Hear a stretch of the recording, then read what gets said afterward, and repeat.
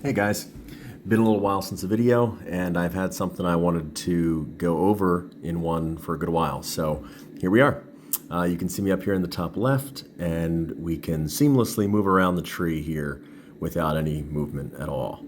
I've probably spoken to a few of you before about John Rice. A couple months ago, my mom found a picture in her dad, my grandfather's photos of a guy that just had his name on it. It said John Stanley Rice, and it looked like it was some sort of campaign flyer, but we didn't know who he was. She didn't know. She said she didn't remember her dad talking about him. So I Googled him, and it came up that he was a state senator in Pennsylvania in the 1930s through 50s or so. Not a national one, not in D.C., but just in the Pennsylvania legislature as a senator. So I looked him up, and I knew we had Rices in our family. So I checked in the tree, and he wasn't there. So I just searched him on Ancestry and figured I would work backwards from his information and see if I could connect it to people in our tree.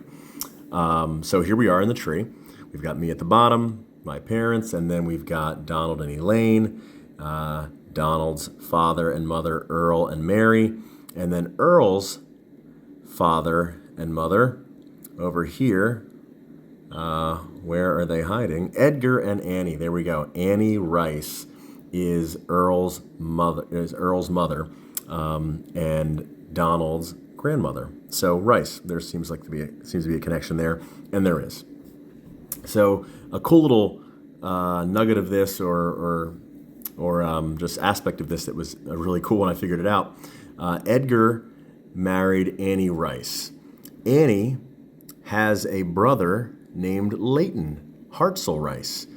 His middle name comes from Annie and his mother's maiden name, who was Margaret Hartzell. So Leighton Hartzell Rice, he married Florence Jane Hartman. As it happens, Leighton and Annie, siblings, married Florence and Edgar, who were siblings. So they were a deeply connected family, I would imagine. And we've got Rice's other parts in our tree as well. Leighton and Florence had 6 children, one of whom was John Stanley Rice, making John Stanley Rice my second great-grandfather Edgar's nephew, and making him Earl, my great-grandfather and most of your grandfather, making John and Earl cousins. I don't know if Earl knew John. I don't know if he knew he was a senator. I don't know if Donald, my grandfather, knew who John was. It certainly seems like they didn't, interact, or you guys would have noticed. But I don't know if he knew he was a state senator or anything else. So as I found out more about him, I found out a lot, and it was incredibly cool and interesting. So John, here he is. This is him in 1938. It says this is, if not the picture, it looks very close to the picture that my mom found. There's his wife, Grace. John died in 1985 at 86, and his wife died just a few months after him in 1986 at possibly 87. I'm not sure if she got to that age or not. I'll have to pull up the actual dates.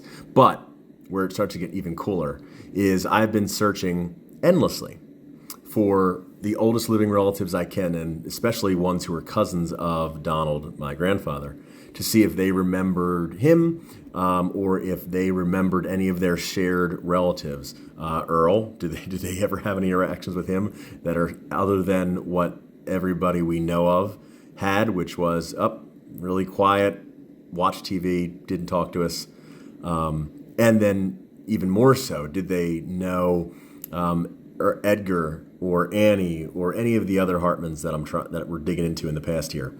So as I'm trying to find those relatives, I see that John and Grace had one child, and that was Ellen Frances Rice. And she, as you can see by the dates here, is still alive. That's not always true on these, because it could just be that I hadn't found a record that confirmed something yet. But in her case, it is true. So I did some digging on Ancestry, and then I did some more digging outside of it, because if somebody's alive, there's not any real information on them on Ancestry because of privacy. So I searched her on Google and a couple other places, and I found, I think on Ancestry, possibly her wedding announcement. And then I saw the name, so I searched her husband, and I saw that he had died last year, which opened up a lot more info on him on Ancestry. So then I found some addresses, And I Googled those addresses. And then I found some phone numbers associated with those addresses. And then I called those phone numbers and called and called and called, and a lot of them weren't working. One of them rang and it said, "Hi, you've reached the Bonhams." And I thought, okay, that sounds like that'd be them. So I left a voicemail and I didn't hear anything back. And then I called back another time and didn't hear anything. And I called a third time and someone finally answered, and it was Ellen. And we talked for about an hour. And I confirmed everything. She said, "Yep, my dad's name was John Rice. Yep, he was a state senator." And I explained the connection to the Hartmans, and she didn't know, at least not that I remember, she didn't know Donald's name or my grandparents or anybody else in there. I asked her if her dad had talked much about his mom, who was Florence, who was one of Edgar's siblings and Solomon and Sarah's daughter. And she said he didn't talk much about his family, but they were really close, him and her parents. So we talked some more, and she was actually just getting over a medical procedure. So she said, "Hey, I just got some injections today, and I'm not really clear of mind." And we talked again one more time, and decided that she's going to be actually moving in with one of her husband's children from a prior marriage. They didn't have any kids together. They got married in their 50s. But Robert had some kids previously. She's going to move in with one of them. She had been living in Florida where they lived together. She's moving to North Carolina, I think, somewhere. So she said, "Hey, check back in the beginning of the year, and I'd love to talk and get together and figure some stuff out." She's in, obviously, her 70s, if not close to 80s now. But what she did give me, she said, "Hey, send me your email address. I'm going to pass your info along to somebody else in my family who knows more about the history. But also, I'm going to send you a link to my dad's," which she did, his entire collection that she had donated to the Adams County Historical Society. She sent that to me. Now, before she sent it to me, I knew and had found out in my research, which just was the coolest thing, that John Stanley Rice, I think he technically qualifies as my first cousin twice removed.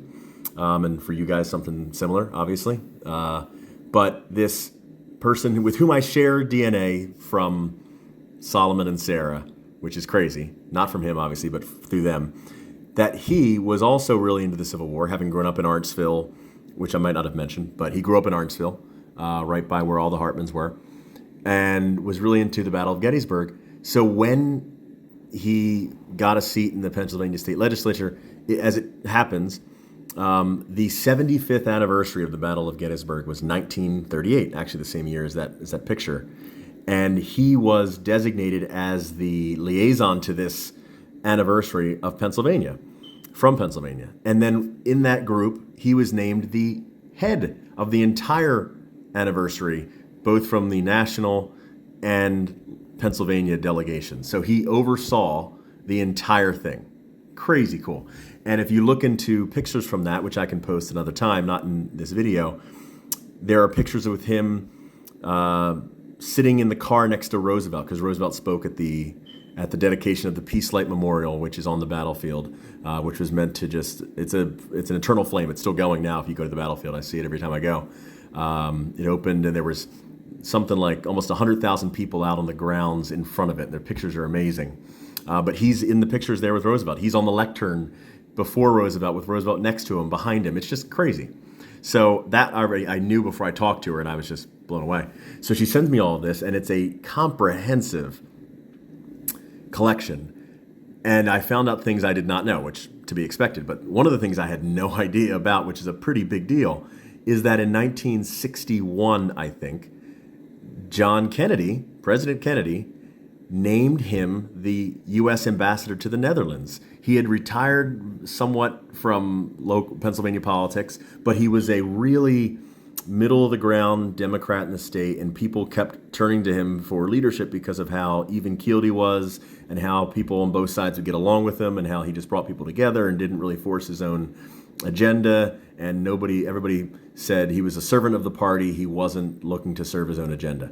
So Kennedy names him, as presidents do with ambassadors, people who were loyal to the party, people who helped get them elected or who helped in just the administration of the party within the state during the election.